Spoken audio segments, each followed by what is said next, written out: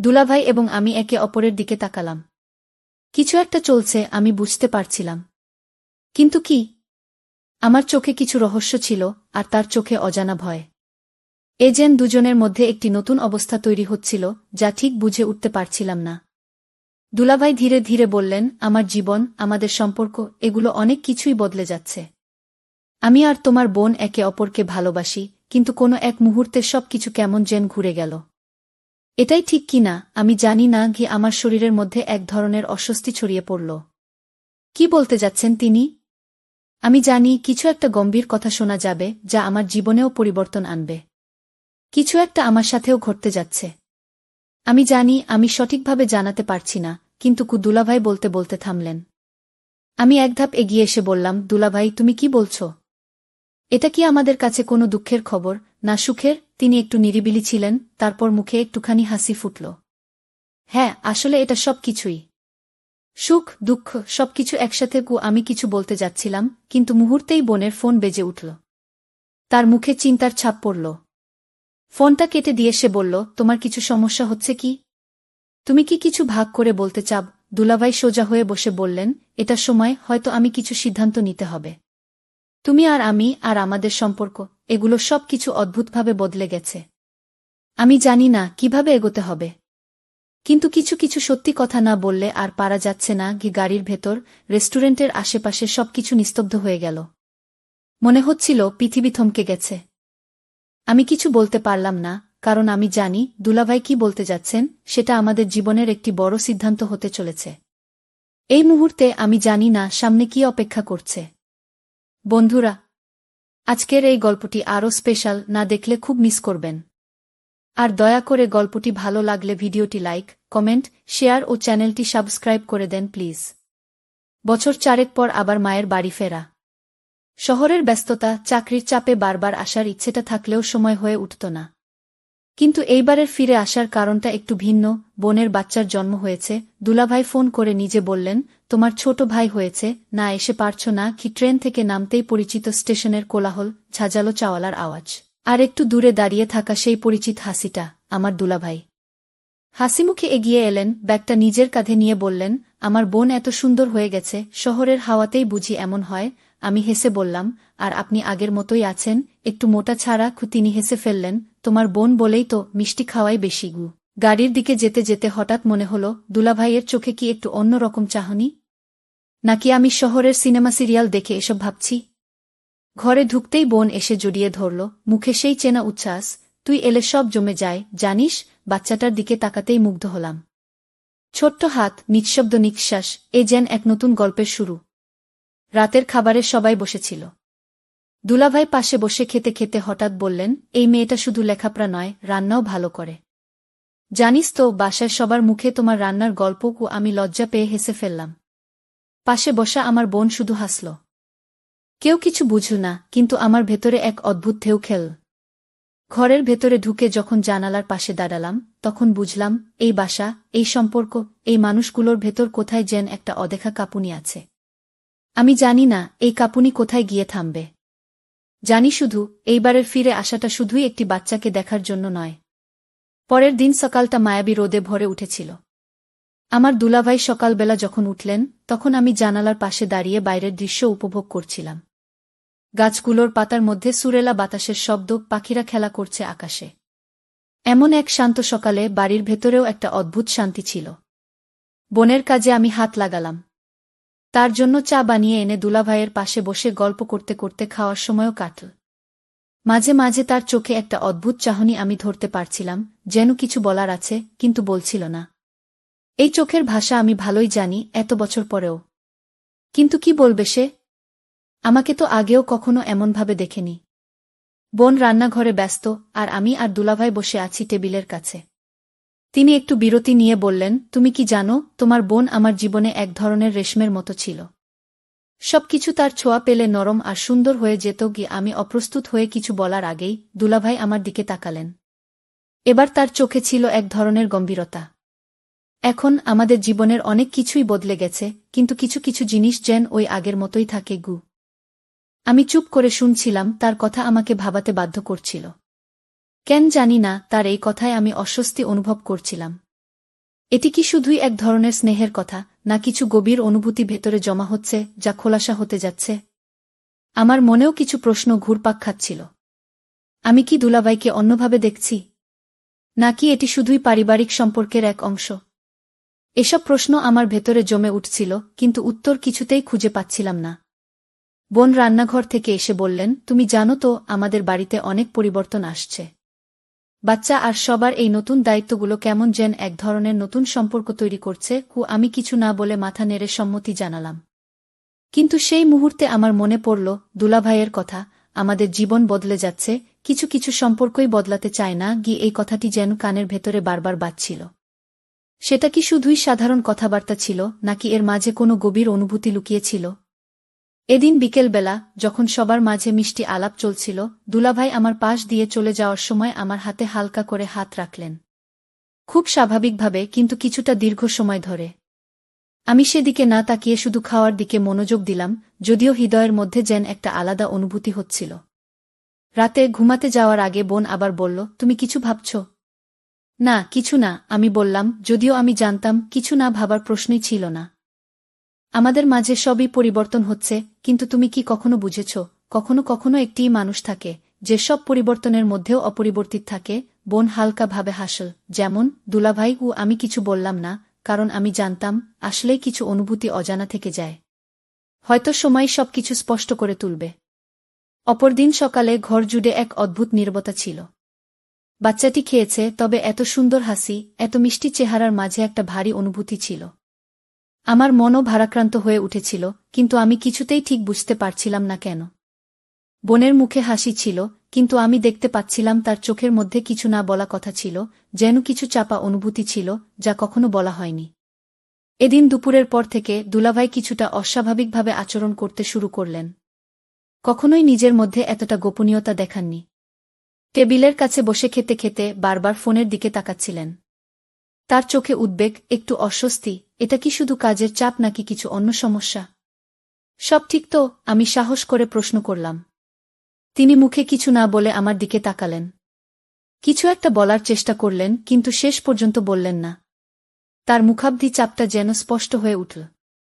আমি জানতাম কিছু একটা ঘটেছে, কিন্তু সেটা কি ছিল তা বুঝতে পারছিলাম না। এমন সময় বোন এসে বলল, তোমরা কি একসাথে কোথাও যাব? আমি মাথা নেড়ে বললাম, হ্যাঁ, ভালোই হবে। তাহলে কিছুক্ষণ পরে বের হব, বোন বলল। দুলাভাই এবার অল্প হাসলেন, কিন্তু সেটাও খুবই ফিক্সড ছিল। তার চোখে যে কিছু একটা চিন্তা ঘুরছে আমি বুঝতে পারছিলাম। তারপরই আমি মনে মনে সিদ্ধান্ত নিলাম, আমি একা যেতেই চাই না। কিছু একটা তো ঘটেছে, তাই না? আমি চাইছিলাম কিছু একটা জানি এবং শেষ পর্যন্ত সত্যটা বুঝতে পারি। হঠাৎ দুলাভাই ফোনে কিছু একটা দেখলেন এবং কিছুটা ঝুঁকে পড়লেন। ফোনের স্ক্রিনে চোখ পড়তেই কিছুটা আঁচ পেলাম, কিন্তু তাও জানলাম না এটা কি বিষয়। কিন্তু এটা স্পষ্ট ছিল যে কিছু গোপনীয়তা ছিল। বিকেলটা এল। আমরা তিনজনই গাড়িতে চেপে বের হয়ে গেলাম। শহরের একাংশের রাস্তাগুলো এখন শান্ত। সবার মাঝে একটা অদ্ভুত নীরবতা। কেউই পুরোপুরি আরামদায়ক ছিল না, আর আমি বুঝতে পারছিলাম না কেন। গাড়িতে বসে আমি ধীরে ধীরে তার দিকে তাকিয়েছিলাম। দুলাভাই কি কিছু বলতে চাচ্ছেন? তার চোখে ছিল একটা অনিশ্চয়তা, আর আমি জানি সেই অনিশ্চয়তাটুকু আমার কাছেও চলে আসছে। বোন হঠাৎ বলে উঠল, তুমি কি বুঝে উঠতে পারছ কি? আমি মুচকি হাসলাম।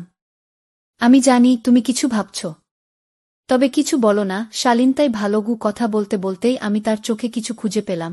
এটা কোনো সাধারণ খোঁজ নয়, এটি যেন কিছু না বলা অজানা সত্য। কি সত্য? গাড়ির মধ্যে গুনগুন শব্দ হচ্ছিল, আর এর মাঝে আমি অনুভব করলাম হয়তো আমি সেই সত্যটি জানি। কিন্তু সঠিক সময়ে কি সেটা প্রকাশ করা উচিত? আমি যদি জানতাম তাহলে কি করতাম? গাড়ি চলতে চলতে শহরের বাইরে চলে আসলাম। গাছপালা, ছোট ছোট গ্রাম, আর আকাশে মেঘের ছায়া, সবকিছু যেন একেবারে শান্ত, কিন্তু আমার মন যেন অস্থির। কিছু একটা ঘটছে, আমি জানি। কিন্তু কি? আমি নিজেই উত্তর খুঁজে পাচ্ছিলাম না। দুলাভাই কি আমাকে কিছু বলবেন? নাকি বোনের সাথে কোনো অজানা সমস্যা চলছে? গাড়ি থামল একটি ছোট্ট রেস্টুরেন্টের সামনে। বোন বলল, এখানে কিছু খেয়ে নাও, তারপর কথা হবে কি। আমরা সবার আগে রেস্টুরেন্টে ঢুকলাম। দুলাভাই চুপচাপ বসে থাকলেন। তার মধ্যে একটা অনুপস্থিতির অনুভূতি ছিল, যেন শরীর এখানে, কিন্তু মন কোথাও চলে গেছে। আমি তাকে কিছু বলার জন্য মুখ খুলতেই তিনি চোখের কোণে তাকিয়ে একটু সরে গেলেন। কিছু চিন্তা ভাবনা চলছে ঠিক? আমি সাহস করে প্রশ্ন করলাম। দুলাভাই কিছু বললেন না, কিন্তু তার মুখাব দিয়ে একটা গম্ভীরতা আমাকে বলছিল কিছু বড় কথা বলতে যাচ্ছেন তিনি। বোন তার ছোট্ট হাসি দিয়ে বলল, তোমরা দুজনেই কি কেমন যেন অদ্ভুত হয়ে গেছ? কি হচ্ছে এখানে? কিছু না, আমি সোজাসুজি উত্তর দিলাম। কিন্তু আমার চোখের দিকে তাকিয়ে দুলাভাই কিছুটা ভেঙে পড়লেন। আমি জানি তোমরা কিছু বুঝতে পারছ, দুলাভাই অবশেষে বললেন, কিন্তু আমি সত্যিই জানি না কিভাবে বলতে হবে। এমন একটা সময় চলে এসেছে যেখানে সব কিছুই বদলে যাচ্ছে। বোন এবং আমি একে অপরের দিকে তাকালাম। কিছু একটা চলছে, আমি বুঝতে পারছিলাম। কিন্তু কি? আমার চোখে কিছু রহস্য ছিল, আর তার চোখে অজানা ভয়। এ যেন দুজনের মধ্যে একটি নতুন অবস্থা তৈরি হচ্ছিল, যা ঠিক বুঝে উঠতে পারছিলাম না। দুলাভাই ধীরে ধীরে বললেন, আমার জীবন, আমাদের সম্পর্ক, এগুলো অনেক কিছুই বদলে যাচ্ছে। আমি আর তোমার বোন একে অপরকে ভালোবাসি, কিন্তু কোনো এক মুহূর্তে সবকিছু কেমন যেন ঘুরে গেল। এটাই ঠিক কি না আমি জানি না, আমার শরীরের মধ্যে এক ধরনের অস্বস্তি ছড়িয়ে পড়ল। কি বলতে যাচ্ছেন তিনি? আমি জানি কিছু একটা গম্ভীর কথা শোনা যাবে, যা আমার জীবনেও পরিবর্তন আনবে। কিছু একটা আমার সাথেও ঘটতে যাচ্ছে। আমি জানি আমি সঠিকভাবে জানাতে পারছি না, কিন্তু দুলাভাই থামলেন। বোন এক ধাপ এগিয়ে এসে বলল, দুলাভাই তুমি কি বলছ? এটা কি আমাদের কাছে কোনো দুঃখের খবর, না সুখের? তিনি একটু নিরিবিলি ছিলেন, তারপর মুখে একটুখানি হাসি ফুটল। হ্যাঁ, আসলে এটা সব কিছুই। সুখ, দুঃখ, সবকিছু একসাথে। আমি কিছু বলতে যাচ্ছিলাম, কিন্তু মুহূর্তেই বোনের ফোন বেজে উঠল। তার মুখে চিন্তার ছাপ পড়ল। ফোনটা কেটে দিয়ে সে বলল, দুলাভাই তোমার কিছু সমস্যা হচ্ছে কি? তুমি কি কিছু ভাগ করে বলতে চাও? দুলাভাই সোজা হয়ে বসে বললেন, এটা সময়, হয়তো আমি কিছু সিদ্ধান্ত নিতে হবে। তুমি আর আমি, আর আমাদের সম্পর্ক, এগুলো সব কিছু অদ্ভুতভাবে বদলে গেছে। আমি জানি না কিভাবে এগোতে হবে। কিন্তু কিছু কিছু সত্যি কথা না বললে আর পারা যাচ্ছে না। গাড়ির ভেতর, রেস্টুরেন্টের আশেপাশে সবকিছু নিস্তব্ধ হয়ে গেল। মনে হচ্ছিল পৃথিবী থমকে গেছে। আমি কিছু বলতে পারলাম না, কারণ আমি জানি দুলাভাই কি বলতে যাচ্ছেন সেটা আমাদের জীবনের একটি বড় সিদ্ধান্ত হতে চলেছে। এই মুহূর্তে আমি জানি না সামনে কি অপেক্ষা করছে।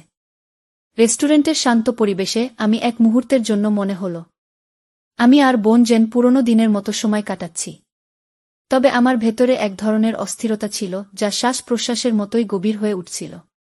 দুলাভাইয়ের সেই কথাগুলো আমার মনে বারবার ঘুরপাক খাচ্ছিল। সবকিছু বদলে যাচ্ছে। আমি জানি না কিভাবে এগোতে হবে। কি এসব কথা কি শুধু সাধারণ কষ্টের অভিব্যক্তি ছিল, না এর মাঝে কিছু আরও গভীর অনুভূতি লুকিয়েছিল? বোনের চোখে তীব্র চিন্তা ছিল, আর আমি জানি সে সব বুঝতে পারছে। কিন্তু সে কিছু বলতে পারছে না, হয়তো নিজেকে সান্ত্বনা দেওয়ার চেষ্টা করছে। দুলাভাই এবার একটু ধীরে ধীরে দাঁড়িয়ে গেলেন, মুখটা চিন্তিত হয়ে গিয়েছিল। আমি জানি এখনো পর্যন্ত আমি যা বলেছি সেটা হয়তো ঠিকভাবে বোঝাতে পারিনি। কিন্তু কিছু কিছু বিষয় আমাদের পারিবারিক সীমানার বাইরে চলে যাচ্ছে। আমি জানি তুমি কিছু অনুভব করছো। আমি শিউরে উঠলাম। এ কি শুধু আমাদের সম্পর্কে কথা বলা হচ্ছে, নাকি এর মধ্যে কিছু ভিন্ন বিষয় জড়িত? আমি কিছুতেই সঠিক উত্তর খুঁজে পাচ্ছিলাম না। বোন আর আমি একে অপরের দিকে তাকালাম। এর আগে আমরা কখনো এমন পরিস্থিতির মধ্যে পড়িনি। দুলাভাই কি বলতে চাচ্ছেন? কি সেই অপরিবর্তনীয় কিছু যা সে এতদিন চেপে রেখেছে? বোন অবশেষে বলল, দুলাভাই তুমি কি ঠিক আছো? কিছু বলতে চাচ্ছ তুমি, কিন্তু কি সেটা? দুলাভাই দীর্ঘ নিঃশ্বাস ছেড়ে বললেন, আসলে আমি একটুকু ভয় পাচ্ছি। কিছু কষ্টের অনুভূতি, যা মনে হয় আমাদের পরিবারে প্রভাব ফেলবে। আমি জানি না এভাবে বলা উচিত কিনা, কিন্তু তোমার সাথে সোজা কথা বলতেই হবে। কি এই মুহূর্তে আমি অনুভব করলাম সামনে কিছু বড় পরিবর্তন আসছে। কিন্তু কি সেই পরিবর্তন, তা বুঝতে আমার মন প্রস্তুত ছিল না।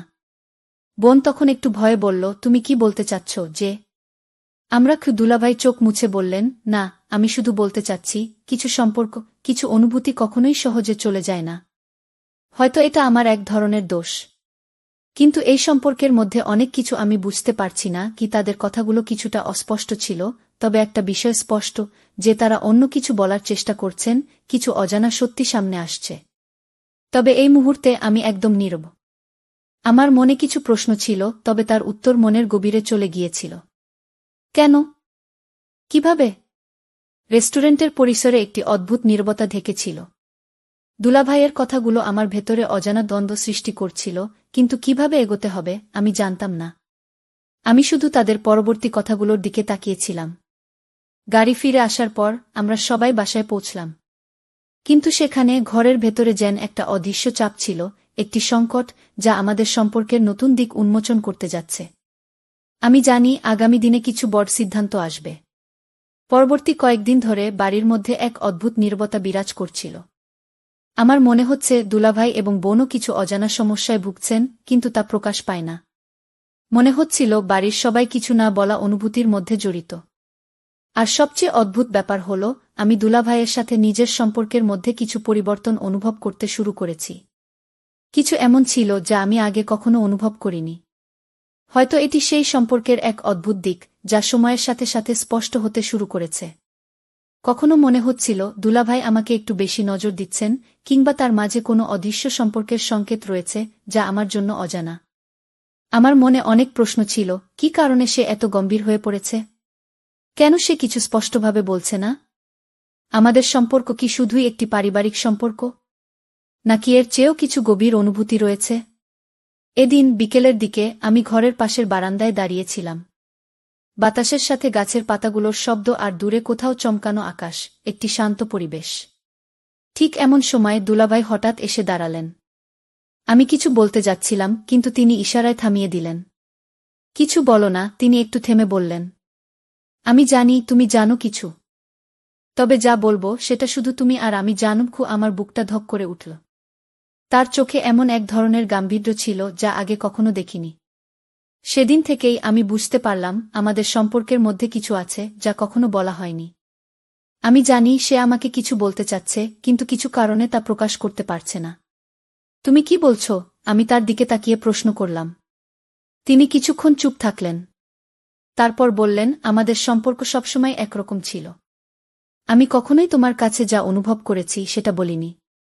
হয়তো পারিবারিক সম্পর্কের সীমার মধ্যে তা কখনো প্রকাশ করা উচিত ছিল না, কিন্তু কিছু কিছু অনুভূতি মনের ভেতরে পুঞ্জীভূত হয়ে যায়। আমি একটু অবাক হয়ে তাকালাম।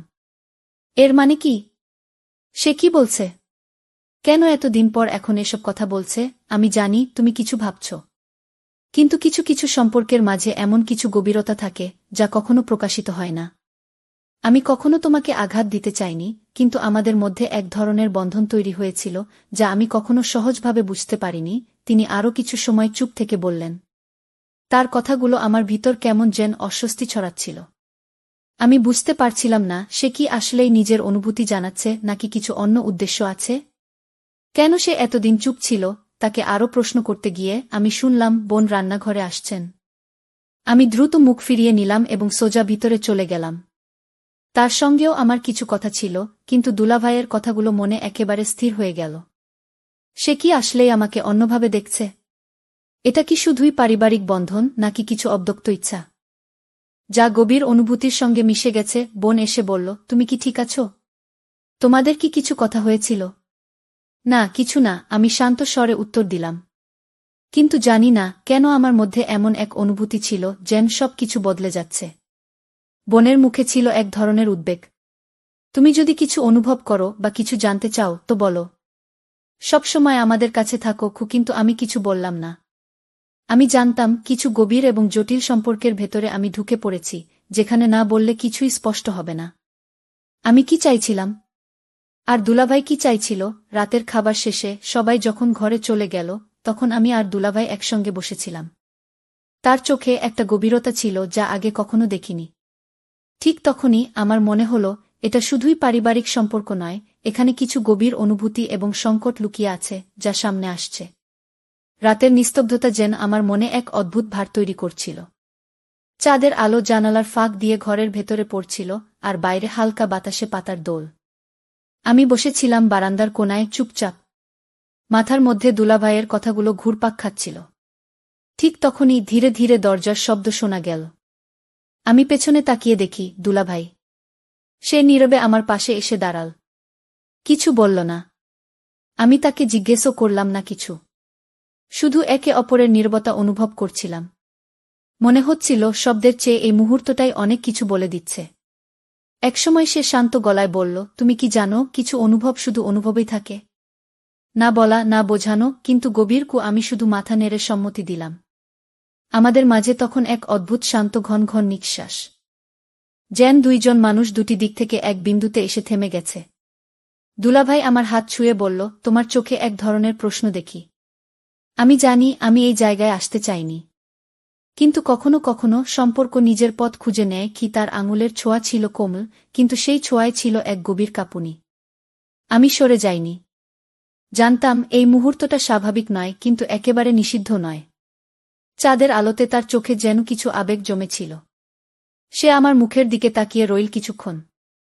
তারপর ধীরে, অত্যন্ত সংযতভাবে আমার কপালে একটি হালকা চুম্বন রাখল, নিঃশব্দে, যেন কোনো শব্দ না করেই হৃদয়ের সমস্ত কথা বলে ফেলা।